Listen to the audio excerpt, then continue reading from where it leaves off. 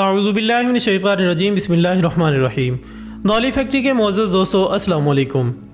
नाज़रीन इकराम, क़यामत एक ऐसी हकीकत है जो कि ज़रूर पूरी होकर रहेगी, लेकिन इसका कोई भी मुक़र्रर वक्त नहीं है। अहादीस में मिलता है कि मुल्क शाम इमाम महदी अलैहिस्सलाम के हवाले से बहुत अहमियत का हामिल है और यही वो इलाका है जो कि आखिरी बड़ी जंग में इमाम महदी अलैहिस्सलाम का हेड क्वार्टर होगा। लेकिन यही वो खित्ता होगा जो कि आपके ख़िलाफ़ मुनज़्ज़म होगा और यहीं से एक लश्कर निकलेगा जिसका सरबराह सुफियानी नामी शख्स होगा और वो आपके ख़िलाफ़ जंग करेगा। और जब ये लश्कर मक्का और मदीना के दरमियान पहुँचेगा तो इस पूरे लश्कर को ज़मीन में धंसा दिया जाएगा। सुफियानी और इसके लश्कर की तफसील के मुताबिक वो अबू सुफियान की औलाद में से एक अम्वी शख्स होगा जिससे इस्लाम और मुसलमानों को सख्त तकालीफ का सामना करना पड़ेगा। और उस ज़माने में मुसलमानों का बिलउमूम और उलमा इकराम का बिलखुसूस कत्ले आम होगा। लेकिन ये फितना ज़्यादा देर तक नहीं रहेगा क्योंकि हज़रत इमाम महदी अलैहिस्सलाम का ज़हूर हो चुका होगा, जिसकी अलामत यह होगी कि सुफियानी बैतुल्लाह को मुनहदिम करने की नीयत से रवाना होगा। लेकिन जब ये अपने लश्कर समेत बेदा नामी जगह जो कि हरमैन के दरमियान है वहाँ पहुँचेगा तो पूरा लश्कर ज़मीन में धंसा दिया जाएगा। इससे मुतालिक हज़रत अबू हुरैरा रज़ी अल्लाह ताला अन्हु नकल फरमाते हैं कि रसूल खुदा सल्लल्लाहु अलैहि वसल्लम ने फरमाया कि अमक के अतराफ़ से सुफियानी नामी एक शख्स खुरूज करेगा जिसके आम पैरोकार कबीला कलब के लोग होंगे। ये जंग करेगा, यहाँ तक कि औरतों के पेट चाक करेगा और बच्चों तक को कत्ल कर देगा। इसके मुकाबले में कबीला कैस के लोग जमा होंगे। सुफियानी इनसे भी जंग करेगा और कसरत से लोगों को कत्ल करेगा, यहाँ तक कि मकतूलीन से कोई भी वादी खाली ना बचेगी। इस दौरान मेरे अहले बैत में से एक शख्स का ज़ुहूर होगा जो कि हरम पाक मक्का मुकरमा में होगा। सुफियानी को जब इसकी इतला मिलेगी तो वो अपना लश्कर इनसे जंग के लिए भेजेगा, यहाँ तक कि जब मुकाम बैदा में पहुँचेगा तो इन सब को ज़मीन में धंसा दिया जाएगा। इस सिलसिले में हज़रत मौलाना मोहम्मद इदरीस कान देहलवी तहरीर फरमाते हैं कि इस लश्कर का ज़मीन में धंसना फितना सुफियानी की निशानी है और सुफियानी का खुरूज दरअसल इमाम महदी अलैहिस्सलाम के ज़ुहूर की अलामत होगा।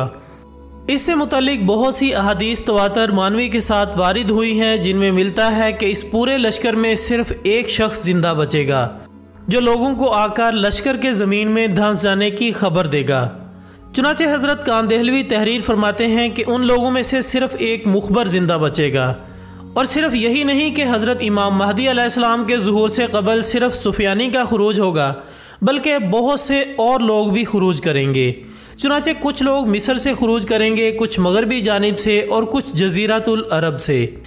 गोया उस वक्त सारी दुनिया के मुसलमानों को सफ़ाए हस्ती से मिटाने के लिए कुफर पूरी क़ुव्वत के साथ मुसलमानों के साथ नबर्द आजमा होगा और चारों अतराफ से मरकज़ आलम और मरकज़ इस्लाम खाना काबा पर हमले की तैयारियां शुरू हो जाएंगी और इसके कुछ ही अरसे बाद हज़रत इमाम महदी अलैहिस्सलाम का ज़ुहूर हो जाएगा। हज़रत इमाम महदी अलैहिस्सलाम के ज़ुहूर की निशानियों में से एक निशानी ये भी है कि अनकरीब आसमान से खौफनाक धमाके की आवाज़ आएगी और ये आवाज़ इस कदर हौलनाक होगी कि पूरी इंसानियत पर लर्ज़ा तारी हो जाएगा। रिवायात में मिलता है कि जब तुम उस ज़माने को पाओ तो अगले ज़माने के लिए अशिया खुर्दोनोश जमा करके अपने घर में कैद हो जाओ।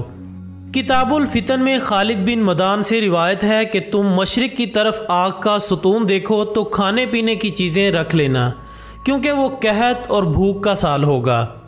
इसी तरह किताबुल फितन में एक और रिवायत भी मिलती है जिसके मुताबिक अनकरीब आसमान से एक आग का सुतून ज़ाहिर होगा।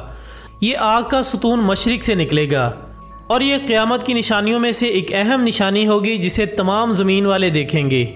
बस जो शख्स इसको पाए वो अपने अहले खाना के लिए 1 साल की खुराक तैयार कर ले। इसके अलावा इसी तरह की ही एक और रिवायत में रमज़ानुल मुबारक का जिक्र है कि किसी रमज़ान में आसमान से एक खौफनाक आवाज़ सुनाई देगी जो कि बड़े बड़े फितनों की नकीब होगी और इसके कुछ अरसा बाद ही हज़रत इमाम महदी अलैहिस्सलाम का ज़ुहूर हो जाएगा। दोस्तों, अब अगर लबनान और शाम वगैरह के हालात को देखा जाए तो वहाँ हालात इस कदर ख़राब हो चुके हैं कि हर रोज़ धमाकों की आवाज़ें सुनाई देती हैं और पूरी दुनिया इस मंज़र को अपनी आंखों से देखती है। लिहाजा उलमा दीन के मुताबिक इन हालात को देखते हुए ये कहना बिल्कुल भी गलत नहीं होगा कि हज़रत इमाम महदी अलैहिस्सलाम के ज़ुहूर का वक्त हो चुका है। इसके अलावा अगर दीगर अहादीस पर गौर करें तो मशरिक़ वुस्ता के ज़वाल का आगाज़ मुल्क शाम से हो चुका है।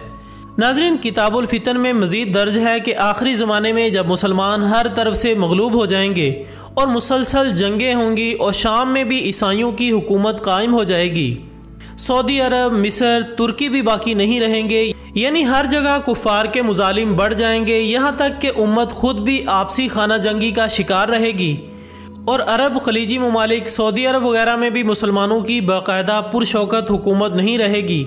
खैबर के करीब तक यहूद व नसारा पहुँच जाएंगे और इस जगह तक इनकी हुकूमत कायम हो जाएगी। बचे खुचे मुसलमान मदीना मुनव्वरा पहुँच जाएंगे और उस वक्त हज़रत इमाम महदी अलैहिस्सलाम मदीना मुनव्वरा में होंगे। हज़रत अबू हुरैरा रज़ी अल्लाह तआला अन्हु से रिवायत है कि रसूलुल्लाह सल्लल्लाहु अलैहि वसल्लम ने इरशाद फरमाया कि मेरी कौम का एक लश्कर वक्त आखिर के करीब बंद पर चढ़ाई करेगा और अल्लाह पाक उस लश्कर को फ़तह नसीब फरमाएगा, यहाँ तक कि वो हिंद के हुक्मरानों को बेड़ियों में जकड़ कर लाएंगे। अल्लाह पाक उस लश्कर के तमाम गुनाह माफ़ फरमा देगा और फिर वो लश्कर वापस रुख करेगा और शाम में मौजूद हज़रत ईसा इब्ने मरियम अलैहिस्सलाम के साथ जाकर मिल जाएगा।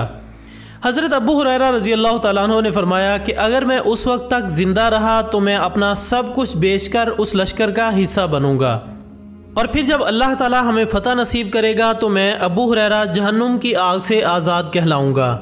फिर जब मैं शाम पहुंचूंगा तो ईसा इब्ने मरियम अलैहिस्सलाम को तलाश करके इन्हें बताऊंगा कि मैं मोहम्मद सल्लल्लाहु अलैहि वसल्लम का साथी रहा हूँ। रसूलुल्लाह सल्लल्लाहु अलैहि वसल्लम ने तबस्सुम फरमाया और कहा, बहुत मुश्किल, बहुत मुश्किल।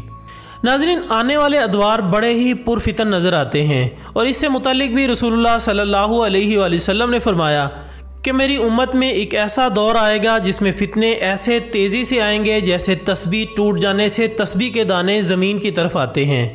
लिहाजा दोस्तों, हमें चाहिए कि हम अपनी नस्लों की अभी से तरबियत और ईमान की फ़िक्र फरमाएँ।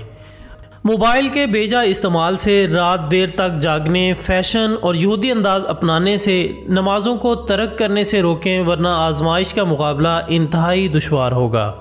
अल्लाह ताला हमें अपने अहकामात पर अमल करने की तौफीक अता फरमाए और हमारा ख़ात्मा बिल ईमान फरमाए। आमीन सुम्मा आमीन।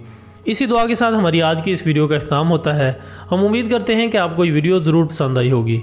इंशाल्लाह बहुत जल्द दोबारा मुलाकात होगी एक और अच्छी सी वीडियो के साथ। तब तक अपना दोस्तों, रिश्तेदारों और गिरदनवा के तमाम लोगों का बहुत ख्याल रखिएगा। अल्लाह हाफिज़।